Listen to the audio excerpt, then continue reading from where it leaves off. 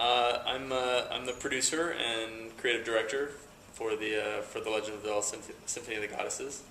I actually pulled together our team and pitched the idea originally with my creative partner, Chad Sider, who's our music director, and basically structured the entire thing to take to Nintendo to pitch as an idea. So our executive producer, Jason Michael Paul, he has another concert series called Play a Video Game Symphony, and I actually worked with him on that show for several years, and was a producer on that show. And Zelda has always been a great passion of mine, and so after working on that show for quite a while, I felt it was time to kind of do something new, and Zelda was that project. That's kind of where it came from. So the original arrangements for this show are heavily based on melody, on the strong melodies that Koji Kondo and his team originally created. Is really important for us to remain true to the original compositions, but uplift them and bring them into an orchestral context that matched sort of the experience that we had when we were playing the games. So just that sense of awe, that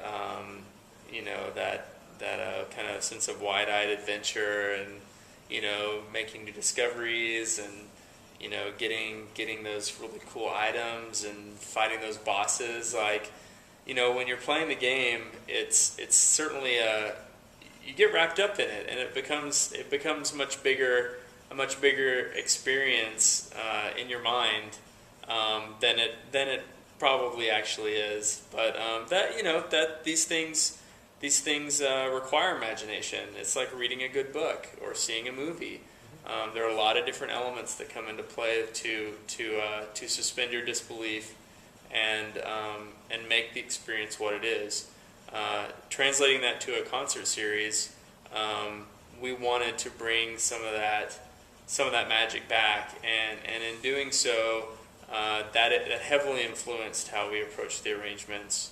And I think Koji Kondo and his team, and Eiji Onuma, Mr. Miyamoto, they all kind of understand where we're coming from, and so as much fun as we have producing these arrangements, it seems like they have a lot of fun hearing them, and it's a cooperative process. We don't get a whole lot of notes back. It's really cool because we'll submit our ideas and show them basically what the piece of music is going to be, and they may just send it back with just a few minor remarks here and there, just to kind of, we may have gone on a little tangent over here that in the counterpoint that kind of did something that Mr. Kondo may not have totally liked. And that's us kind of stretching creatively and seeing what we can do. Mr. Kondo is very, he's a king of melody. Like that is what makes him so brilliant. Anything he writes, guaranteed, will get stuck in your head for a long time, and so that.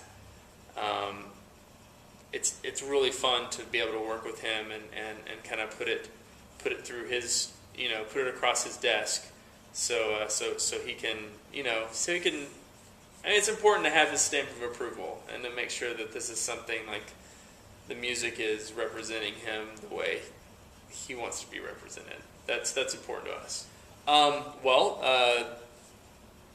This season, we're calling this show a Second Quest.